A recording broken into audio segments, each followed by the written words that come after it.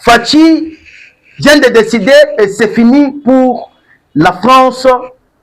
Mais c'est Joseph Kabila demande l'asile au Liban. Et qu'est-ce qui se passe? Mbote nabai nyoso tu bazui libaku malamu ya kolanda biso na chaîne oyo yabino ya de tata et de mam. Congolais de père et de mère. À chaque fois et à tout moment, boyaka na souci ya ke boyeba. Mboka elali ndenge nini? Elamuki ndenge nini etozali wapi etouchi wapi etozali kokende wapi? Bandeko balandi nyonso tu ya chaîne o yabino yabiso ya de tata et de maman. Nabi que le lot tokomeke pe ko partager nabino 3 points à l'ordre du jour. Ndenge ezalaka toujours mon message. Pourquoi Fachi vient de décider contre la francophonie? Et pourquoi Joseph Kabila a sengi asile après l'échec? Il y a un bâton de commandement, il y a AFC Fleuve Congo. A comment kosenga asile na Gabon. Mais après la demande de M. Kanambe Kasebereng, une réunion convoquée à l'urgence, Nakatia Rwanda. Réunion au Salamaki Nakatia Rwanda, quelle a été la proposition de M. Paul Kakame? Makamwe baby. Et bébé li bango. Mbutu ekoti. Mbutu yama se quitté. Et sur le troisième point, on va parler le dossier de Constant Moutamba. Constant Moutamba face à sa troisième audition au procureur devant le procureur général près de la Cour de cassation. Actuellement, dossier ya Moutamba ezali koleka ndenge nini. Toko développer. Ngana Sakabino à chaque temps et à tout moment, on vient ici pour vous informer et on vient ici pour vous mettre à l'écoute. Boye baba réalité, yambo kanabino. Alors, mes chers amis, Nasali Kopé, c'est mon bambote. Epelé, bonjour et bonsoir. Selon ère laquelle Bozali Kolanabiso, na chaîne Oyabino, et Nasali Kosengabino, Bokota vraiment Ebele. Vous partagez notre émission et n'oubliez pas de laisser vos j'aime et vos commentaires partout où vous êtes en train de me suivre.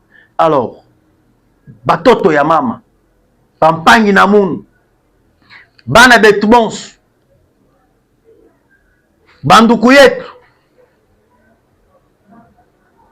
na minute oyo ndenge tozali koyebisa bino. Après l'échec du Rwanda, na CAC, le président Félix Tshisekedi vient de décider. Cette fois-ci, makambo ya francophonie à bout au pia. Makambo ya francophonie à bout au pia. C'est ça la volonté du peuple. Selon une lettre qui a été écrite par Madame la ministre des Affaires étrangères, Madame Thérèse Kayikwamba.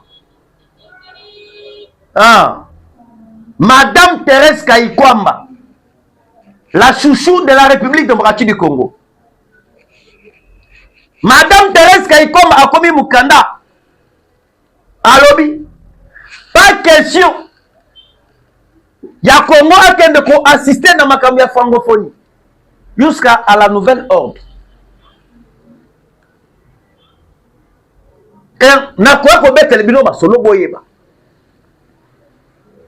Soki le lo Congo aboy ko kende ko assister dans makambo ya francophonie.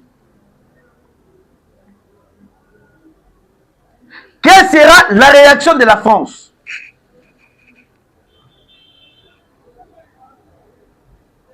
Et quel sera l'avenir du Rwanda? Parce que na minute oyo ndenge tozali koyebisa bino, ça montre déjà que le Congo commence à peser na scène internationale. Omoni makambo esalamaki na Malebo na oyo tozali kobenga Guinée. Même chose elingi et se répéter pe lisusu. Na makambo oyo etali sommet ya francophonie organisé na kati ya Rwanda. Congo est commis un pays de valeur grâce à Fachi Beton. Le Congo est bani kopese na ba organisme internationaux nyon surtout ya monde grâce à Fachi Beton. Le Congo a été un pays oublié. Congo ezalaki mboka moko oublié et saboté au détriment du Rwanda. Mais lelo grâce il y a actuel président, le président Félix Tshisekedi, Congo est banni kozonga na scène internationale. Et pourquoi je vais vous expliquer conséquences oyo ekoya ndenge Congo ndenge ministre affaires étrangères Thérèse Kaikwa makomi mukanda. Pas question ya Congo akende ko assister na makambo ya francophonie na kati ya Rwanda. Tandis que Rwanda c'est un pays, un petit pays, il y a francophone, il y a francophonie. Un grand pays aussi, il y a francophonie, où ezali ko peser, c'est la République démocratique du Congo avec 120 millions de sa population. Mais bota la sikoyo, makambo France a sali. Et ko kamata francophonie, ko kende ko organiser na kati ya Rwanda. Tandis que le Rwanda, c'est un pays agresseur. Tandis que le Rwanda tue et pille le minerai de la République démocratique du Congo. De façon que Bisoto Kendekuna, Baloba Keno, Bota la aventure. Fatia Telemalobi, Nakoyate. Fatia Boy Koke, Namakamoteli francophonie. Et Madame Thérèse Kaikwa a écrit une lettre. Il y a Koyebi Sabango, pas question, il y a Congo, il y a Namakabotali francophonie. Maintenant, boyo ka maintenant ba conséquence c'est ce qu'elles allaient côté. Boyo ko yoka na sommet auto bengi 26e sommet. Oyo esalama ki na Malebo. Le Congo s'est imposé parce que c'était prévu que présidence ezonga na maboko ya Rwanda. Congo s'imposait à l'objet soki bino bondimi bopesa Rwanda présidence ya CAC. Moi je vais quitter officiellement. Nako quitter. Et lorsque bango bayoki que Congo un grand pays comme ça, to perdre intérêt ya Congo à cause ya Rwanda. Bango pe batali que non, biso pe to perdre intérêt ya Congo. Mieux vaut perdre Rwanda que to perdre Congo. Yango moni Congo a s'imposer à la place Rwanda a sa présidence. Il y a CAC.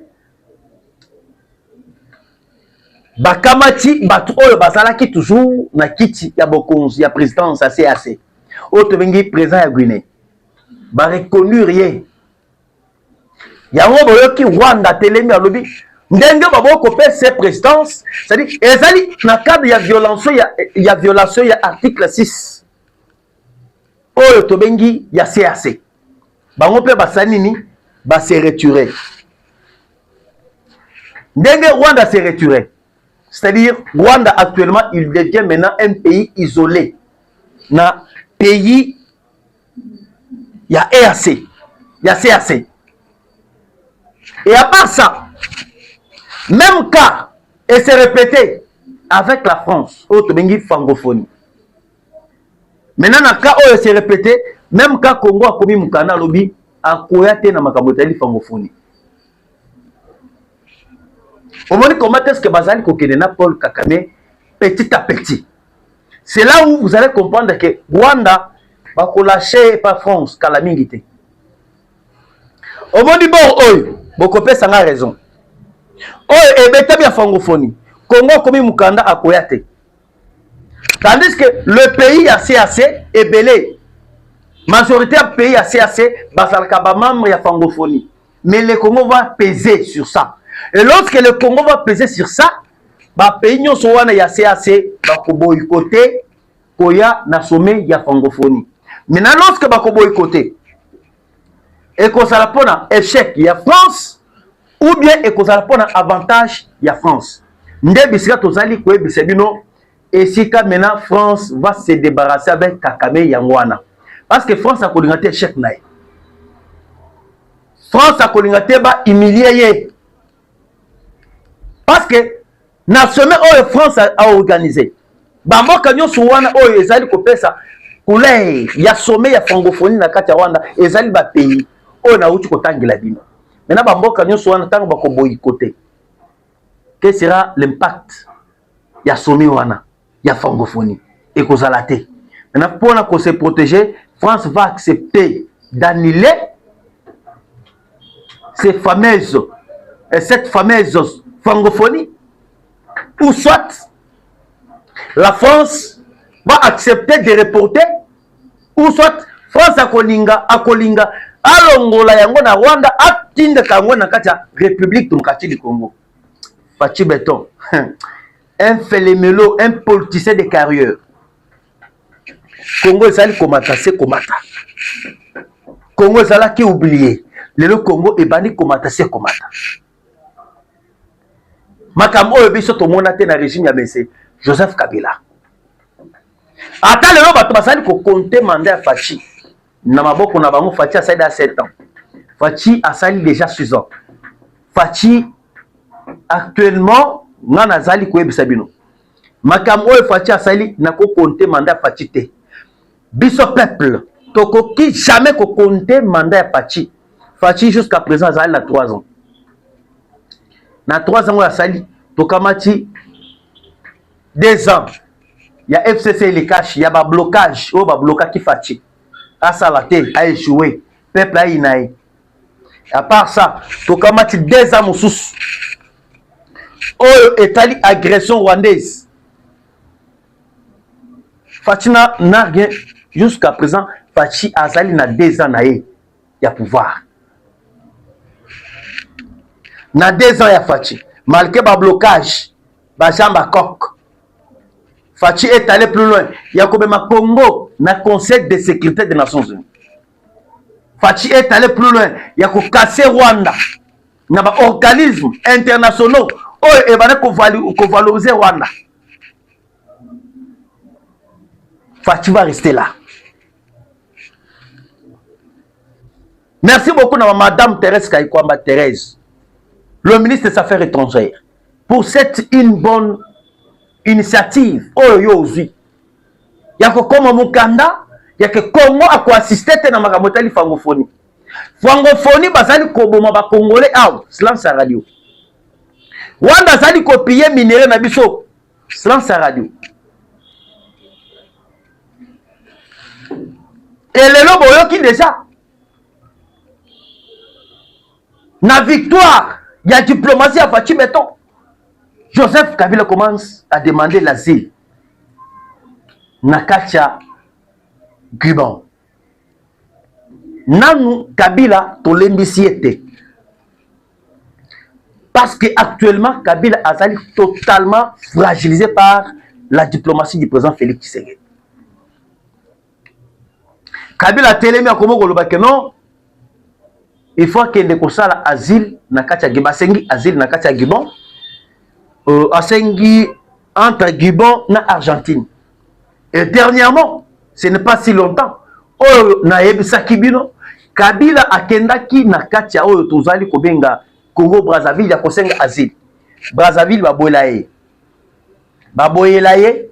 Et lorsque Brazzaville eboya, mais c'est Joseph Kabila akendaki na Angola et baboyela ekopesa asile fa même Namibie. Et lelo monsieur Kabila se retrouve na kati ya Rwanda et a commis mukanda et pas ministre des Affaires étrangères Madame Thérèse pour demander l'asile na Gabon, kosenga asile na Argentine. Yango tozali koyebisa bino bande ko balandi. Que personne ne vous trompe. Kabila tokopesa c'est agilité. Kabila akende kofanda na kati ya Rwanda et pas bandeko naye. Encore une minute oyo. Fayulu na Kabila komi benda bika o wapi. Hein? Politique à Congo, pardon. Politique à Congo, c'est très compliqué. C'est très compliqué. Alors, Nazali Kweb, c'est bien selon demande ya asile ya M. Kanambe Kazebering. Mais c'est Joseph Kabila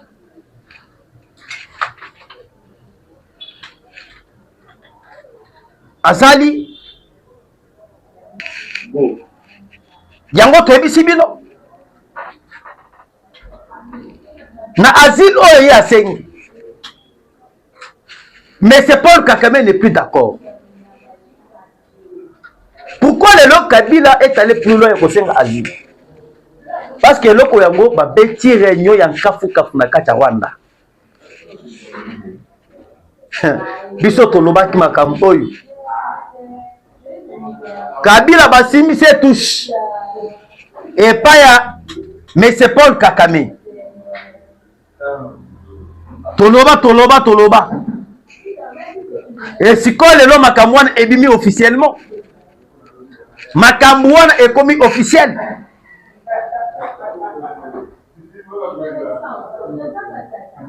Kabila sengi asile, c'est parce que ayebi déjà kaka tango boyoki kaka les États-Unis a outi kobimisa ba révélation. Il y a soutien, il y a armée rwandaise au groupe terroriste, il y a M23. Et Banksi Malamoko Kabila. Et puis c'est panique totale de Kabila. Et Kabila a qui na intention na parti à Goma, il y a kozwa autre bingi relève. Comme patron, il y a FC Fleuve Congo. Comme patron, il y a M23. Et pour ça, Kabila a se rendre dans la ville à Goma, c'était Kakame et Kakuta Museveni. Pour que Bango va se laver devant pression internationale. Parce que non, cette affaire, ce n'est pas Kakame. Cette affaire, ce n'est pas Kakuta Museveni. Et cette affaire, c'est M. Joseph Kabila. Et aussi Kabila, comme Kabila n'a jamais été intelligent.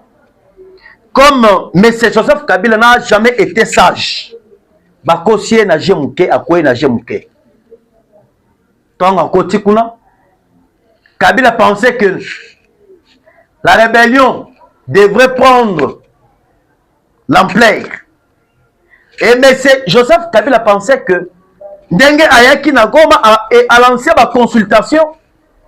Ma consultation on a ekokende show.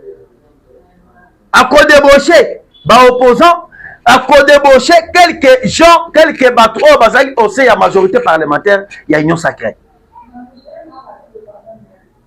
Parce que selon calcul, il y a M. Kabila. Kabila a bandé ciblé Martin Fayulu. Kabound. Bakende na consultation oyaye. Va même la Senko. Et na minute au Senko, basali kota la soki basali erreur. Ya kokende kondi ma consultation ya Kabila. Peuple maintenant va s'apprendre na Senko. Parce que peuple maintenant comprendre déjà Kabila est égal à M23. Ya robo yoki Kabila jouer carte naye, ya que non akende maintenant abima sur cette affaire. Alors que non na sengi asile na kende kopema nanga na asile ndenge Ali Bongo ya Gabon a sengi asile na kati ya Angola. Lorsque ake na kati ya Rwanda, réunion ya kafu ya kosakana te. Na réunion oyo basalaki na kati ya Rwanda bandiko nazali koyebisa bino.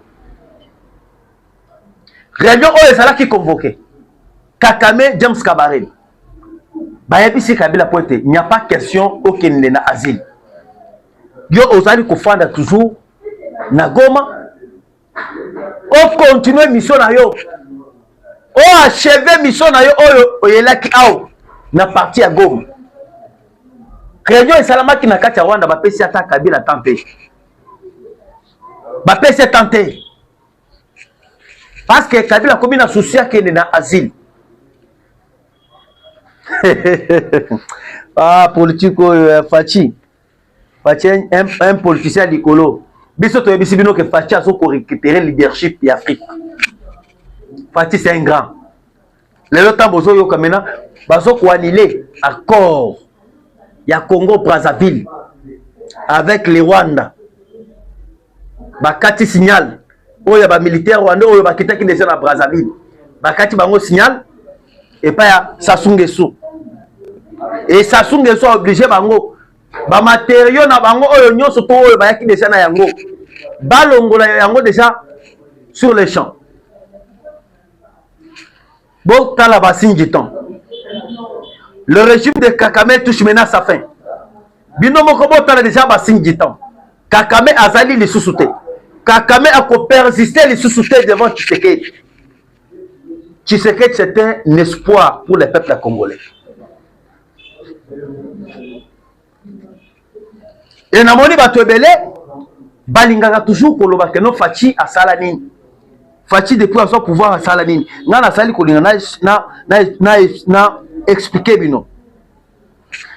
Depuis le régime ya Kabila, na régime ya Fachi, bon il y a la différence. On va établir un tableau de comparatif de bilan de Joseph Kabila et le bilan du président Félix Tshisekedi.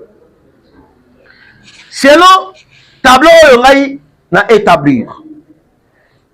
Durant les 18 ans de M. Joseph Kabila, Kabila n'a rien construit comme école. Durant 18 ans. Avec 18 ans mobimba. En ta école moko ezate. Mais Tshisekedi a construit 560 écoles sur toute l'étendue de la République démocratique du Congo. École réhabilitée. École à Tamogote, Kabila a réhabilité. Mais Tshisekedi a réhabilité à peu près 128 écoles sur toute l'étendue de la République. Hôpitaux construits, 0 hôpitaux. Mais Tshisekedi a construit à peu près 15 hôpitaux sur toute l'étendue de la République démocratique du Congo. Bah, hôpitaux à Minen. Hôpitaux réhabilités. Kabila a tonga kikaka hôpital moko. Mais Tshisekedi Kabila a réhabilité kaka hôpital moko. Mais Tshisekedi a réhabilité 4 hôpitaux. Bokende lelo na centre ya mama Yembo. Soki bokende na mama Yembo nde bo comprendre que Tshisekedi asali musala. À part mama Yembo, tozali na hôpital oyo Tshisekedi atongi na Lubumbashi. Ya munene. Centre orthopédique. Oyo ezali ko traiter pe ba mikuwa. Durant la reine, il y a Kabila soit disant que Kabila azali congolais. Tolo bakaka bongo. Tolo que Kabila azali katangé. Mais un katangé incapable de kotongata hôpital moko na Lubumbashi. Mais tu serais de la fait. Ngana sali ko kende na bino na ba preuve. Parce qu'il y a des gens oyo ba mesala toujours ko critiquer Tshisekedi. Oh, bah, mais ça toujours koloba que non, Tshisekedi a sala et l'autre côté depuis que Tshisekedi est venu au pouvoir. Babila yango oyo. Na côté de la bino liste. Bon ça la comparaison. Le président Tshisekedi et M. Kanambe Kazebering. Na ba centre de santé, maintenant oyo ba tongi na ba territoire. Kabila n'a jamais 0 centre de santé construit durant le régime de M. Kanambe Kazebering. Mais Tshisekedi a construit à peu près 455 centres de santé. Nous avons la différence entre l'hôpital et le centre de santé. Hôpital, c'est-à-dire nani ya munene. Ndaku ya munene oyo ya bazali ko traiter batu. Centre ezali na ba localité, ezali na ba territoire. Maintenant, sur 145 territoires, il y a Tshisekedi. Tshisekedi a tongi à peu près 455 centres. Par rapport à Kanambe Kazabering. Et Fatiat a construit des universités. Kabila 0 université construite Nakacha Congo. Mais Tshisekedi a construit à peu près 5 universités durant 6 ans. Mais il y a 18 ans. Ce qui est na Kananga a tongi université. Na Mbujimai a tongi université. Na Kisangani a tongi université. Na Otobengi Équateur a tongi azali ko tonga université. Na Katanga également. C'est différent avec M. Kanambe Kazabiri. Mwana ya mboka azali mwana mboka. Mwana mboka azali toujours mwana mboka parce que akolinga défendre mboka na ye. Akolinga toujours mboka na ye et avancer et kende liboso. Toujours pour la biloko ao. To kende na ba preuve Pas question makambo ya monoko. Ba preuve ya mo oyo ezali ko lakisi que Fatia travailler.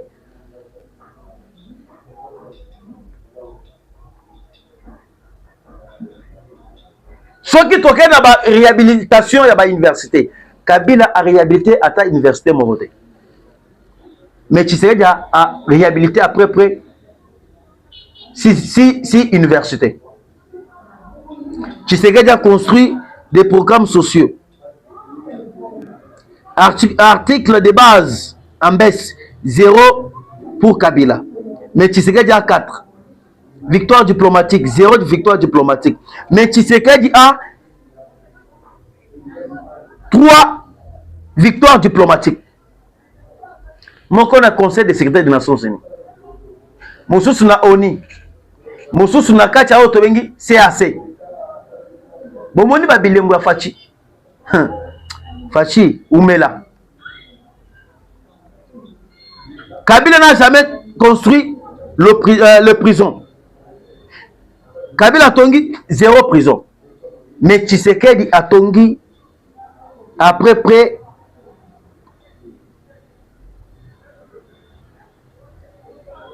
la prison. Tshisekedi a réhabilité prison ya Makala, prison ya Ndolo, prison ya Kisangani.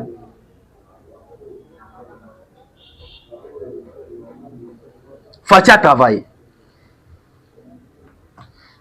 Boyoki ba bilan oyo Fatia sali na durant 6 ans, na bilan oyo Kabila sali durant 18 ans. Il y a une diversité. Yango biso to sali ko ebisa bino. Omoni makam oyo bango basali ko lobaka no Tshisekedi a quitter pouvoir ezali pona bango. Bobi ke Fachi a calme, a ke kolozi. Na kolozi esika kei yeba ke a entreprendre musala na ya balabala. Abandeli musala na ya balabala ya lancement ya campagne ya changement ya constitution parce que na kolozi to sali na 12e conférence de gouverneurs. Et je pense que Fachi va parler là-bas et Fachi va montrer sa position. Dans ma cam est changement, il y a constitution de notre pays. Et à part sa campagne, Zali Kobandela. Tant que Zali Koyoka ba Fayulu ba yembangu wana ba Fayulu ba yebi. Fayulu ayebi ke Tshisekedi nengi azali wana akolâcher pouvoir les loter. Les lots ba Kamer ba bandi ko changer pe langage. Pourquoi Kamer commence à changer son langage? Bami yebi et Fayulu abeti calcul ndenge nazali awo. Soki na fandi na opposition na kozwa elo côté. Encore Jill basi ba approuver yango et pas ya Sénat américain. Ba valider yango. C'est ba autoriser Tshisekedi. Il va changer la constitution, Tshisekedi va s'imposer au pouvoir et c'est fini pour elle.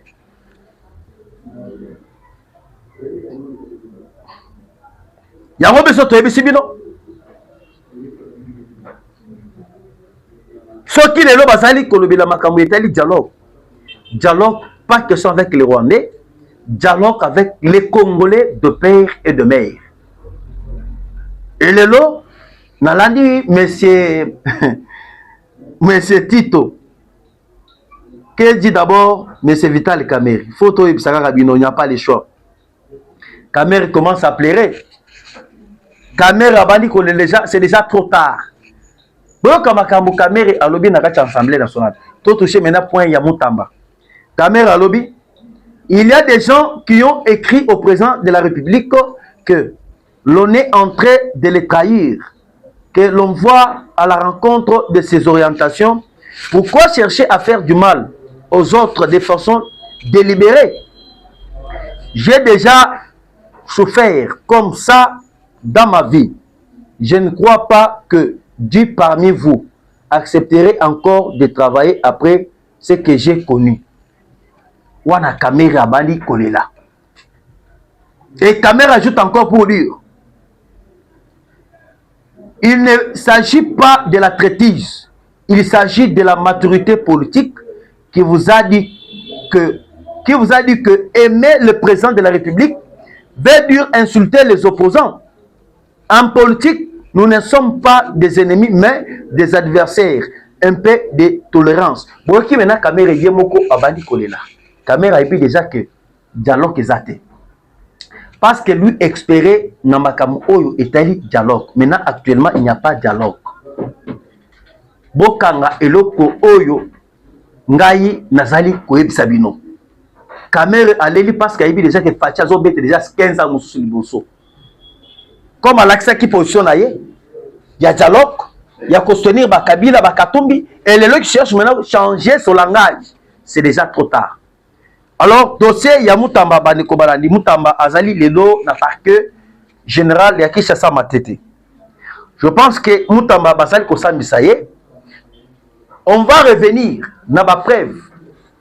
Il y a Koye Bisabino par rapport, il y a dossier à Moutamba Eska Izali, parce qu'actuellement, il ne s'est pas encore présenté là-bas, parce que le programme est prévu dans 15 heures. Donc, on va revenir dans le lobby avec des éléments clairs sur ce dossier. Il y a un bisou pour terminer. Dans le moment où le bisou on doit soutenir Batu Oyo Basali dans la vision du président Félix Tshisekedi. Chaque ministre qui a marqué au sein du gouvernement de Madame Judith Toulouka Soumino, on est censé de les soutenir.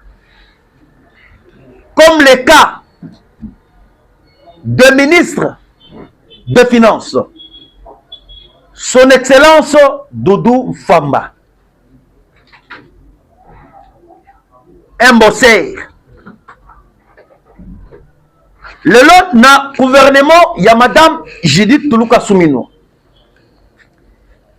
Grâce, il y a Doudou Famba. Le lot, bas soldat, salaire na bango, et mati. Le lot, grâce à Doudou Famba, nous avons la stabilité du taux des dollars. Et je vous dis, mes chers amis, c'est la toute première fois, après avoir Ilunga Ilunkamba Baleka, Naba Sele Yalangoun, ancien ministre des Finances, va même Nicolas Kazadi Aleka, mais le seul ministre Oyo à battre record na FMI, c'est monsieur le ministre des Finances Doudou Famba Lepakebo.